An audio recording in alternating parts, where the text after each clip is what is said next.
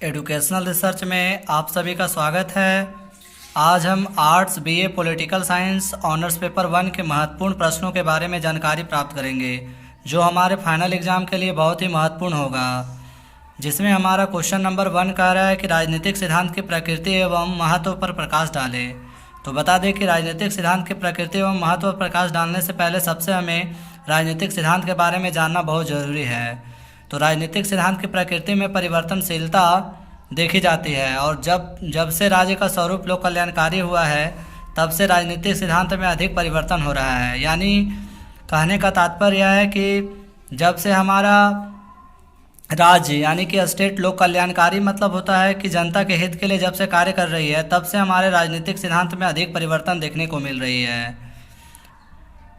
इसलिए इसे दो भागों में बांटा गया है। पहला परंपरागत राजनीतिक सिद्धांत। तो परंपरागत राजनीतिक सिद्धांत जो पारंपरिक रूप से यानी कि नियमित रूप से कार्य किए जाते हैं, जिसमें परंपरागत राजनीति में दार्शनिक पहलू पर ज़्यादा जोर दिया जाता है। दार्शनिक पहलू बोले तो प्लेटो, अरस्तु जैसे राजनीति शास्त्री, और इसमें एक मूल्य होता है, लक्ष्य होता है। ये लक्ष्य से जुड़ा होता है। इसके अंतर्गत राज्य व सरकार की उत्पत्ति, विकास, संगठन, प्रकार, राजनीतिक विचारधारा, प्रमुख सरकारों और संविधानों का अध्ययन किया जाता है।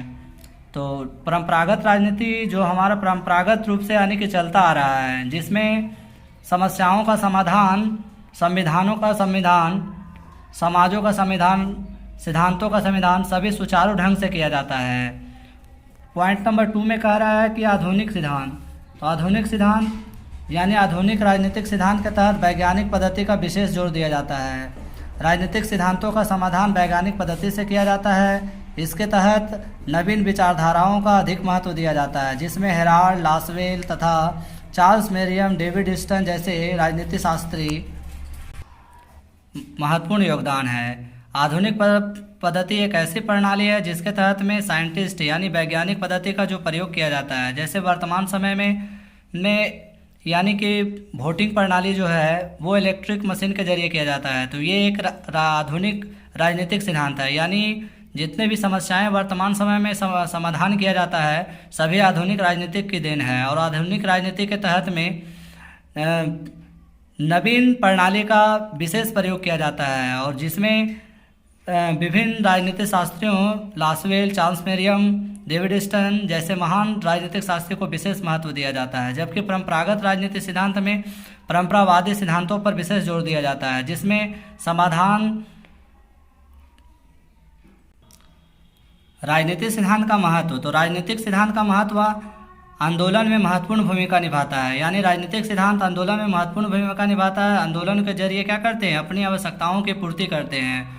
दूसरा है भविष्य की योजना। भविष्य के लिए राजनीतिक सिद्धांत का विशेष महत्व स्थान है। तीसरा है नवीन विचारधाराओं का विकास आदि। तो नवीन विचारधाराओं के तहत में नवीन कार्य, जैसे नए नए आने के कार्यों का उल्लेख किया जाता है, और समस्याओं का समाधान नवीन तरीकों से किया जाता है। क्वेश्चन नंबर 2 कह रहा है समानता की परिभाषा दे, इसके विभिन्न प्रकारों का वर्णन करें। तो बता दें कि समानता यानी समस्त नागरिकों को एक समान मान्यता मिलनी चाहिए, चाहे वह कोई भी जाति धर्म का क्यों ना हो, लेकिन समाज में सभी को एक समान अधिकार मिलना बहुत ज़रूरी है। तो समानता के विभिन्न प्रकार में नागरिक समानता यानी कि हम जिस देश में निवास करते हैं उस देश के समस्त नागरिकों को एक समान आने की नागरिकता मिलनी चाहिए। उसमें किसी प्रकार का कोई भेदभाव नहीं होना चाहिए, चाहे व्यक्ति किसी भी धर्म, जाति, लिंग, वंश का क्यों ना हो। पॉइंट नंबर 2 है सामाजिक समानता। समाज में जितने भी व्यक्ति हैं, चाहे वह निम्न श्रेणी का हो, मध्यम श्रेणी का हो, इन सभी श्रेणियों के लोगों के साथ एक जैसा बर्ताव करनी चाहिए, ताकि समाज में किसी व्यक्ति को समाज से प्रताड़ित ना होना पड़े। पॉइंट नंबर 3 है प्राकृतिक समानता। प्राकृतिक रूप से सभी मनुष्य स्वतंत्र रूप से पैदा लेते हैं, लेकिन पारिवारिक जीवन में आने के बाद वह समाज से या तो पारिवारिक जीवन से जकड़ जाते हैं। तो इसीलिए प्राकृतिक समानता के तहत में मनुष्य को प्राकृतिक रूप से पूर्ण रूप से स्वतंत्रता मिलनी चाहिए। उस पर किसी प्रकार का कोई बाहरी या तो आंतरिक दबाव नहीं होना चाहिए। पॉइंट नंबर 4 है आर्थिक समानता। आर्थिक क्षेत्र में सभी मनुष्य यानी व्यक्ति को एक समान समानता मिलनी चाहिए। वैसे समानता का अधिकार के तहत में व्यक्ति में किसी प्रकार का भेदभाव नहीं होना चाहिए। समानता के अधिकार को अनुच्छेद 14 से 18 में इसका वर्णन किया गया है। और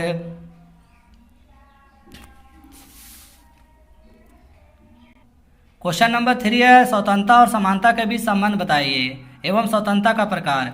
तो स्वतंत्रता और समानता एक दूसरे के पूरक है। स्वतंत्रता का शाब्दिक अर्थ होता है समस्त व्यक्ति को या तो संपूर्ण व्यक्ति को एक स्वतंत्रता मिलनी चाहिए। स्वतंत्रता के अभाव में जीवन की कल्पना करना मुश्किल है। उसी तरह समानता यानी जितने भी नागरिक हैं सभी को एक समान नज़र से देखनी चाहिए। समानता का अर्थ होता है नागरिकों में एक समान व्यवहार करना, यानी कि लोगों के साथ अच्छे व्यवहार करना।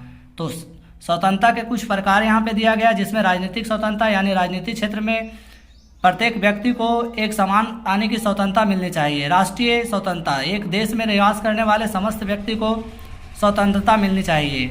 प्राकृतिक स्वतंत्रता, प्राकृतिक रूप से मनुष्य को किसी प्रकार का कोई भेदभाव या तो उस पर किसी प्रकार का कोई प्रतिबंध या तो दबाव नहीं मिलना चाहिए। उसे पूर्ण रूप से प्राकृतिक स्वतंत्र रहना चाहिए। पॉइंट नंबर 4 है पारिवारिक स्वतंत्रता। परिवार में व्यक्ति को पूर्ण रूप से स्वतंत्रता मिलना या देना महत्वपूर्ण कार्य है। पारिवारिक स्वतंत्रता व्यक्ति को गरिमा प्रदान करता है और व्यक्ति स्वतंत्र रूप से किसी कार्य को करने में सफल होते हैं। पॉइंट नंबर 5 है सामाजिक स्वतंत्रता। सामाजिक स्वतंत्रता के तहत में व्यक्ति स्वतंत्र रूप से अपने समाज को में कार्य करते हैं, जिससे अपना और अपने समाज का विकास में महत्वपूर्ण भूमिका निभाता है। क्वेश्चन नंबर 4 है न्याय की परिभाषा दें एवं इनके विभिन्न प्रकारों का वर्णन करें। तो सेफलस के अनुसार सदा सच बोलना तथा कर्ज की अदायगी ही न्याय है। न्याय का शाब्दिक अर्थ होता है व्यक्ति को सही रूप से न्याय मिलने चाहिए, चाहे वह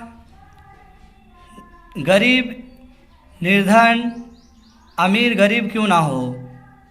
न्याय के नज़र में सभी समान होने चाहिए, उसके साथ किसी प्रकार का कोई भेदभाव नहीं करना चाहिए। हमारे भारतीय न्यायाधीशों को स्वतंत्र रहने का अधिकार दिया गया है और वो स्वतंत्र रूप से न्याय करते हैं ताकि किसी भी यानी कि निर्दोष व्यक्ति को दोष नहीं ठहराया जाए। इसीलिए न्याय समस्त व्यक्ति के लिए एक समान होना चाहिए और न्याय व्यक्ति के गलतियों पर आधारित होती है। व्यक्ति जिस प्रकार की गलतियां करती है उसे उस प्रकार की न्याय मिलनी चाहिए। ये हमारे भारतीय संविधान में पहले से वर्णित कर दिया गया है। न्याय के कुछ प्रकार है, जिसमें है प्राकृतिक न्याय या नैतिक न्याय। तो प्राकृतिक न्याय प्राकृतिक रूप से प्रत्येक मनुष्य को न्याय में किसी प्रकार का कोई भेदभाव नहीं होना चाहिए। दूसरा है कानूनी न्याय। कानून के क्षेत्र में प्रत्येक व्यक्ति एक समान है और उनके साथ भेदभाव करना कानूनन अपराध है। पॉइंट नंबर 3 है सामाजिक न्याय। सामाजिक न्याय के तहत में समाज में समस्त व्यक्ति को एक जैसा न्याय मिलनी चाहिए, चाहे वह कोई भी धर्म जाति लिंग वंश का क्यों ना हो। 4 नंबर पॉइंट है आर्थिक न्याय। 5 नंबर पॉइंट है वैधानिक न्याय। व्यक्ति को न्याय से निदान करना, उनके समस्याओं का निदान करना। क्वेश्चन नंबर 5 है आधुनिक राष्ट्र राज्य का उदय एवं विकास पर प्रकाश डालें। तो आधुनिक राष्ट्र राज्य का उदय किस प्रकार से हुआ है, इसके बारे में हमें जानकारी होनी चाहिए। तो सबसे पहले पश्चिमी यूरोप। तो पश्चिमी यूरोप में आधुनिक राष्ट्र का उदय किस प्रकार हुआ, तो हम बता दें कि पश्चिमी यूरोप में पहले चर्च के यानी कि प्रधानता थी। लोग चर्च में यानी कि जाते थे और वहाँ पे यानी कि प्रत्येक व्यक्ति को साल में यानी कि अपने सारी गलतियों को वहाँ पे बताना पड़ता था और उनको यानी कि बुराइयों से यानी कि कहने का मतलब पाप नामक मोचन पत्र का प्रयोग किया जाता था, जिससे उसके सारे पाप यानी कि धुल जाते थे। तो इस तरह का यानी कि अंधविश्वास वहाँ पे बहुत ज़्यादा यानी कि बढ़ गया था। तो जिनका यानी कि कहने का मतलब है जिनसे यानी कि व्यक्तियों को जब यानी कि इसके बारे में पूरे जानकारी हुई तो व्यक्ति इसका आंदोलन करने लगे और चर्च के प्रति यानी कि व्यक्ति आना जाना कम कर दिया। अब व्यक्ति राजा को ही यानी कि प्रमुख मानने लगे। राजा ही यानी कि सर्वप्रमुख अधिकारी हो गए थे। राजा के नियमों को मानना, राजा का आदेशों का पालन करना और राजा प्रजा के प्रति यानी कि निष्ठावान रूप से कार्य करने लगे। राजा समस्त यानी कि जनता का स्वामी कहलाने लगे और उस समय के जो लोग थे यानी कि कहने का मतलब ईश्वर से धन के रूप में कैटल यानी कि मवेशियों को अधिक मांग करते थे। हे भगवान, हमारे पास बहुत सारा यानी कि जानवर हो जाए ताकि हम अधिक धनवान हो जाए। तो उस समय धन का जो प्रमुख साधन था वो यानी कि कैटल यानी कि जानवर, पशु, मवेशियाँ था। इसी तरह से पूर्वी यूरोप में भी राजा को विशेष यानी कि स्थान दिया गया था। राजा ही यानी कि जनता का स्वामी होता था और उसके प्रति निष्ठा के साथ यानी कि लोग उसके कर्तव्यों को मानते थे।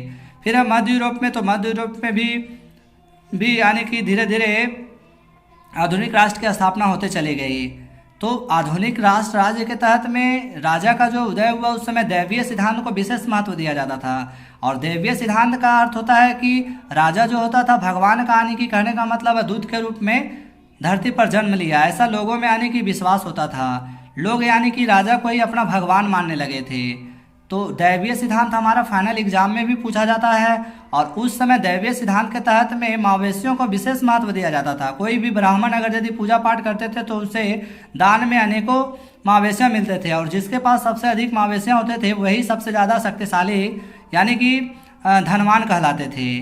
तो इस तरह से छठा क्वेश्चन कह रहा है परंपरावादी राजनीतिक सिद्धांत का वर्णन करें। तो परंपरावादी राजनीतिक सिद्धांत के तहत में हमने अभी इससे पहले वाले क्वेश्चन में बताया था कि इसमें परंपरागत रूप से जो नियमित रूप से जैसे सरकार का अध्ययन करना, संविधान का अध्ययन करना, समाज का अध्ययन करना, जो नियमित रूप से अध्ययन किया जाता है उसे परंपरावादी राजनीतिक सिद्धांत कहते हैं।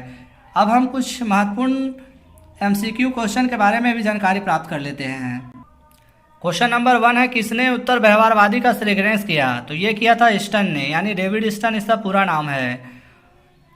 क्वेश्चन नंबर 2 किसे व्यवहारवादी क्रांति का प्रणेता कहा जाता है? तो चार्ल्स मेरियम को व्यवहारवादी क्रांति का प्रणेता कहा जाता है। क्वेश्चन नंबर 3 राज्य की उत्पत्ति का कौन सा सिद्धांत सर्वाधिक मान्य है? तो विकासवादी सिद्धांत सर्वाधिक मान्य है। क्वेश्चन नंबर 4 किसने कहा राजनीति शास्त्र शक्ति का विज्ञान है? तो यह कथन है कैटलिन का। क्वेश्चन नंबर 5 राजा और ईश्वर में इतना समानता है कि यह कहना ठीक है कि राजा ईश्वर है, यह कथन है? तो यह कथन जेम्स प्रथम का है। क्वेश्चन नंबर 6 राज्य की उत्पत्ति का सबसे प्राचीन सिद्धांत है?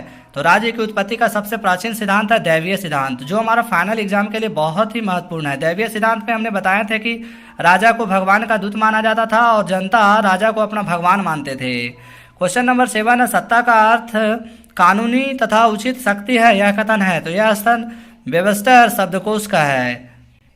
क्वेश्चन नंबर 8 है कानूनी प्रभुसत्ता का समर्थक है? तो कानूनी प्रभुसत्ता का समर्थक ऑस्टिन थे। क्वेश्चन नंबर 9 राज्य की उत्पत्ति के पितृसत्तात्मक सिद्धांत के समर्थक थे? तो ये थे sir Henry man. Question number 10 राजनीतिक सिद्धांत किसके अंतर्गत आता है? तो ये आता है राजनीतिक विज्ञान के अंतर्गत। क्वेश्चन नंबर 11 राजनीतिक सिद्धांत का क्षेत्र है? तो राजनीतिक सिद्धांत का क्षेत्र अस्पष्ट होता है।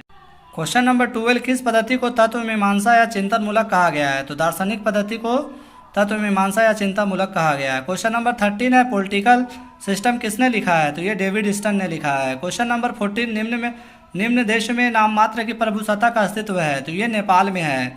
नेपाल में राजतंत्र की स्थापना लोकतंत्र की स्थापना कब हुई? ये हमें कमेंट बॉक्स में लिख के बताइएगा। तो राजनीतिक विज्ञान का जनक एडम स्मिथ अरस्तु को कहा गया है। और इस तरह से हमने 15 प्रश्नों के बारे में जानकारी प्राप्त की है। आशा करते हैं आप सभी ने बहुत अच्छे से तैयारी किए होंगे। और अगर हमारा वीडियो अच्छा लगा हो तो लाइक, सब्सक्राइब, शेयर करें ताकि लोगों तक भी वीडियो पहुंच सके। आज के लिए बस इतना ही।